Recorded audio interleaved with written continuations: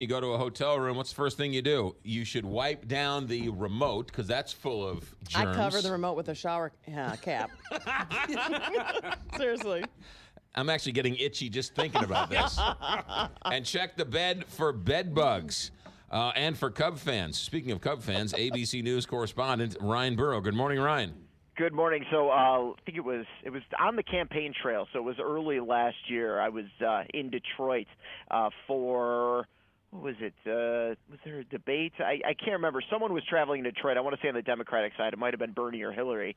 And I was in the hotel room, staying downtown, and I saw a little creepy crawly walking across the bed, and it freaked me out. I got home. I immediately threw my luggage outside. It was really cold outside, and I hope whatever was in there or may have been in there was killed. So for all of those people who have experienced bed bugs before, it can be a terrifying scenario. I don't believe it was bed bugs. I don't know what it was, but I was not having it. Anyways, it turns out that the chemicals we've been using to kill these critters hasn't been as effective as we thought.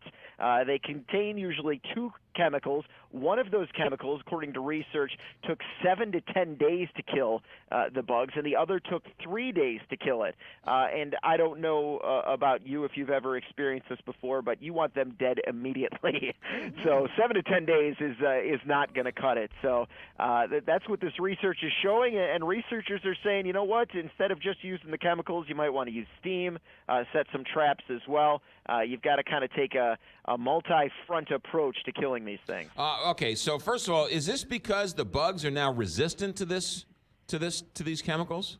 Well, okay, so there are several different kinds of bed bugs. Believe it or not, if you go to different parts of the country, bed bugs are not all the same. So they took 10 strains of these bed bugs, and that's where these tests came from. So we don't necessarily know if the chemicals that we're using just weren't effective from the onset, or if these guys are getting stronger and more developed to be able to handle that.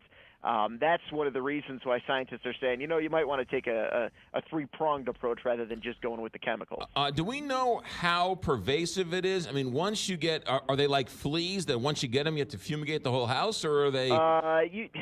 You probably don't have to fumigate the whole house, but these guys have a tendency to move around, which means, let's say you bring it home with you on vacation or on a business trip, and it's in your luggage, and then all of a sudden it can get on your clothes, it can get in your kids' backpacks, and these things can kind of move around. They like to hang around clothes. So the sooner you can find the source of it, they do have some mattress plastic wraps where you can zip them up and essentially suffocate them that way.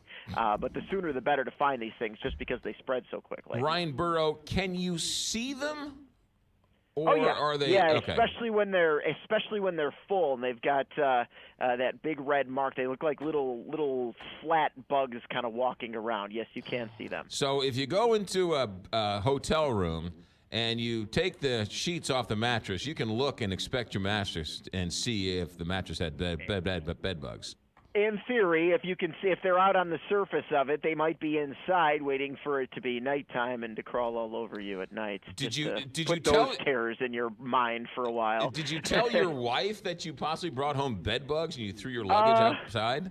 I was concerned. I can't confirm that it was bed bugs. I can tell you that I left that suitcase out there for a good 3 days in the freezing temperatures. So basically, I don't even remember if I have that suitcase anymore. I think I may have trashed it. You're telling us, but you haven't told your wife. Basically, that's good to know. Hopefully she's not listening. All right. By the way, St. Louis number 37 on Orkin's list of top cities with bed bugs. So it is an issue, and it's an issue everywhere. Well, where is Chicago on that list? Number 3, my friends. Ooh, number 3. What about New York? New York is up there. I don't have the full list in front of me right now, but I want to say it was New York, L.A., Chicago. D.C. is another one that's up there really high. Do they say why one place is worse than another? No, not particularly. Places like Chicago, D.C., L.A., obviously a lot of travel, so and you don't exactly know where everyone's coming from, so that could be a big part of it.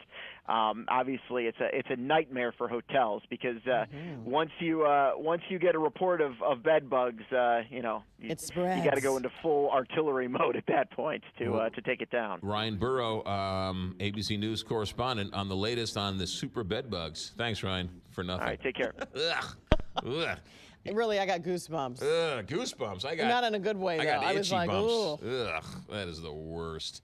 I know, just the worst. Well, it's like that lice story we had. Every year, the school starts. There's lice out there.